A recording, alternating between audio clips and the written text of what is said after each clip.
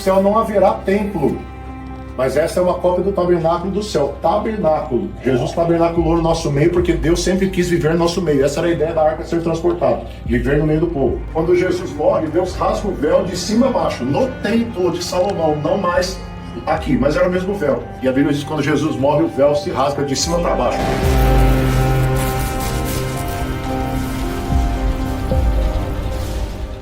E eles falam que esse véu tinha 8 centímetros de espessura. Parece que Deus está fazendo assim, look, agora não costurem mais o véu que Deus rasgou.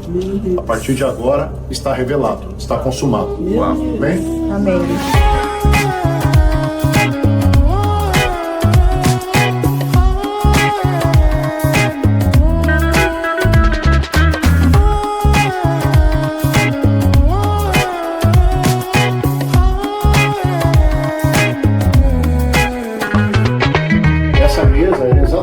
Uma réplica sem a tampa. A tampa chama propiciatório.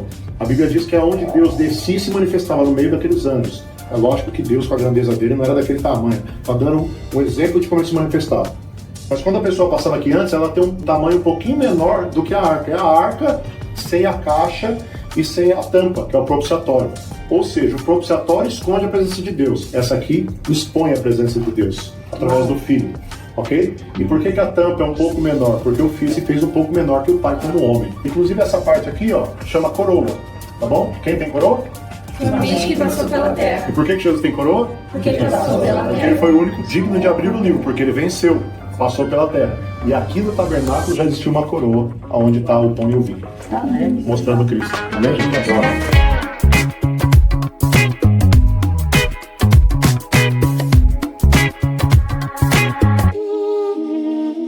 Quando Uzá toca na arca e morre, é exatamente por isso. Ó. A arca é feita para ser carregada por homens, tá vendo? Ó?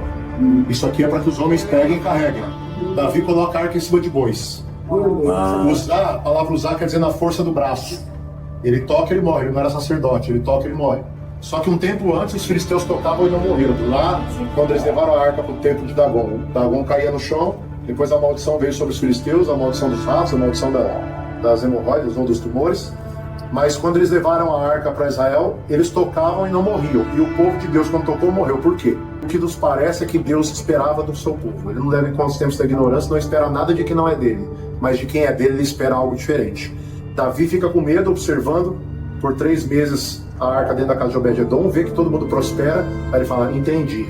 Eu não posso levar a arca sobre bois. Eu tenho que levar a arca sobre pessoas. Aí ele dá 6 passos e sacrifica. Até chegar à antiga Jebus, Jerusalém.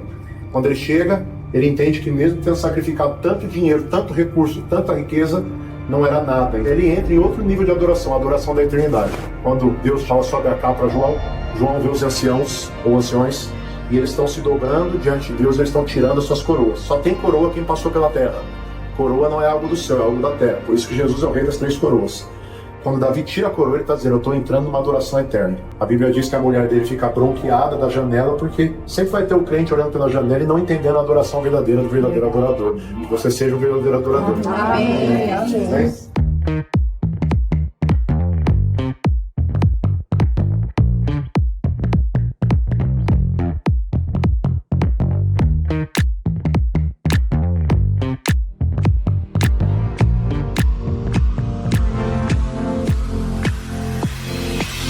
Hoje nós não temos nem mais a cortina, porque o véu foi rasgado, e nem mais a fumaça, porque é o sacrifício eterno, tá bom, gente? Então nós podemos ver hoje, direto, com faces limpas, não precisamos mais esconder a face como Moisés escondia quando descia e o brilho ia sumindo.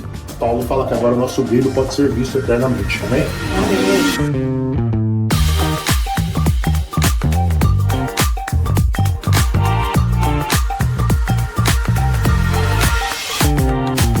Cobre, até hoje, ele significa purificação. Todo homem deveria usar uma correntinha de cobre, tá? Fica a dica. O cobre purifica a água. No caso, isso aqui era de cobre também para purificar a água. Deus já estava mostrando um ensinamento, porque eles moravam no meio do deserto, não tinha saneamento básico. Então Deus se preocupava até com isso.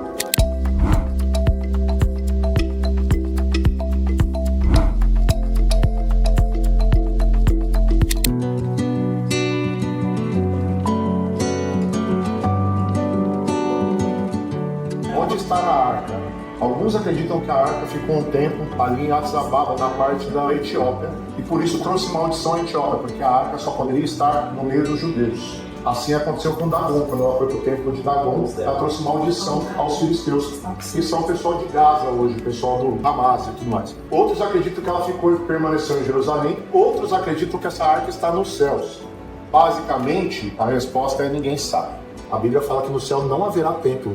O próprio templo será o próprio Cristo. E essa parte do tabernáculo, ela aponta para Jesus. Isso é um tabernáculo, ele não é o templo, tá bom? Não haverá templo no céu. Será reconstruído um templo em Jerusalém, que será onde Cristo vai reconstruir.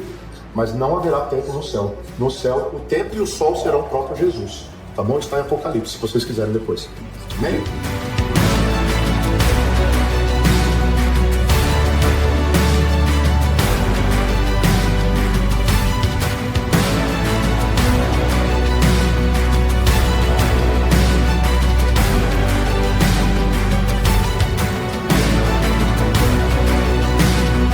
Se você quiser vir nessa caravana comigo, é só você deixar nos comentários aí. Eu quero e minha equipe para entrar em contato com você.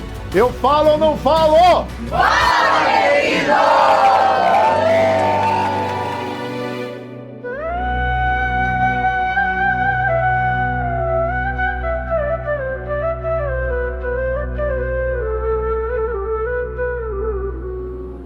Tudo que a gente está vendo aqui, por exemplo, Jesus ter passado nesse lugar, né, na época não tinha essa ventilação, estava escuro, muito provavelmente mofado, e tudo isso, esse tempo que ele teve de maceração da azeitona sendo amassada, esse azeite sendo arrancado para que fosse o azeite que ungiria o mundo, ungiria a terra. Não a terra em si, mas as pessoas que crescem, para todo aquele que nele crê. E a gente vê Jesus passando por tudo isso e toda essa parte de agonia e de sofrimento para que nós pudéssemos hoje ter vida, né?